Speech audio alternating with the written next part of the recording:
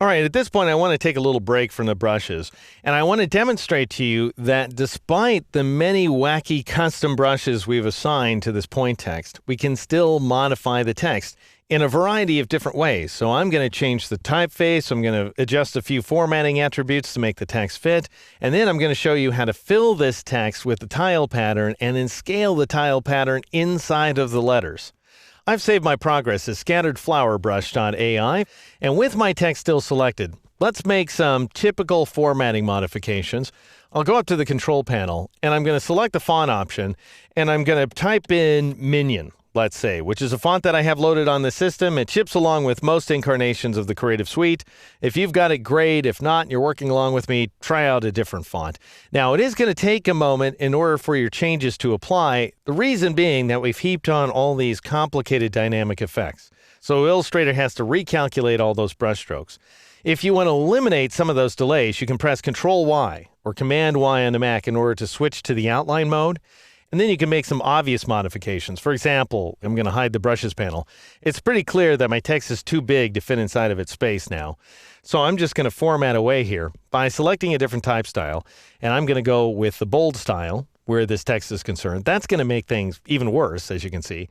So I'll bring up my character panel, which I can get to, of course, by pressing Control-T or Command-T on the Mac. And I'm going to change this horizontal scaling value from 100% to 80%, and I'm going to change this tracking value to -60. And I end up with this effect here, which I think looks pretty good. Now, the text definitely fits inside of the window. Let's see what it looks like by pressing Control-Y or Command-Y to switch back to the preview mode, and I end up with this effect here. So even though we have all these effects applied, the text remains fully editable, which is an absolutely amazing thing and makes brushes one of the most flexible features inside the software. All right, with my text still selected, I'm going to go back to my appearance panel, and I want this fill not to be a flat fill. I want it to be a pattern fill, and I've created a variety of different tile patterns that are all based on orange wedges. In addition to orange wedges, I've got red wedges, which we'll use later, and then I've got violet wedges, which we'll use right now. So with this fill active, I'm going to click on violet wedges there inside the swatches panel, and that's going to apply that violet wedges pattern. However, it's too dinky, as you can see. And that's because I need to scale the pattern inside of the letters. How do I do that? Double click on the scale tool. Notice the location of the origin point. It's right there at the bottom of the letter, so in the center of the baseline. And that's not where it would have been for the rectangles. It was right there in the center of the rectangles, which is a little higher, by the way. So as soon as I say, okay, I want to scale just my pattern, so all these settings should be left over from the last time you did it if you worked along with me. So just patterns is selected, the other two checkboxes are turned off, the uniform scale value is set to 200%, and notice we do scale the tile pattern appropriately.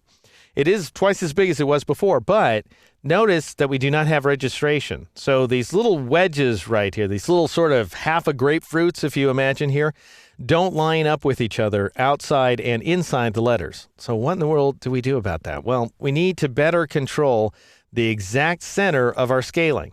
And you do that by canceling out of the dialog box, waiting for a moment for the screen redraw to catch up. And then I'm going to press Control semicolon or Command semicolon on a Mac in order to bring up my guides.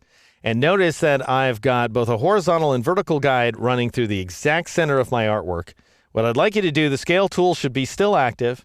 I want you to Alt-click or Option-click on that guideline intersection. And this represents, by the way, the exact center of the rectangles as well as the artboards.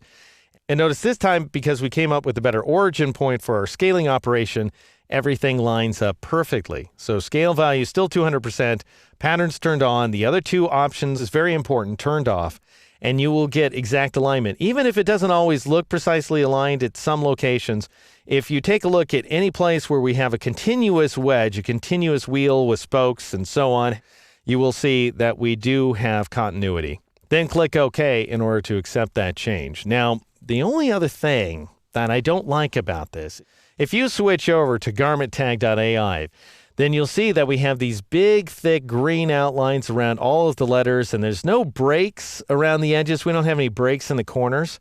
Whereas the current version of the letters, if I switch back to our file at hand, notice we have all kinds of breaks. The top of the right side of the H isn't covered. The top of the right serif of the U isn't covered. We've got a break down here at the bottom of the R, all kinds of weird edges. And that's because if you take a look at that chalk brush, here inside the brushes panel, for example, you'll see that it's thick at the beginning and then it gets thinner and thinner toward the end. Can't really control where letter forms begin or end. That's part of the font definition, and there's nothing you can do about it. Even if you converted these letters to outlines and tore them apart, it'd still be a big pain in the neck.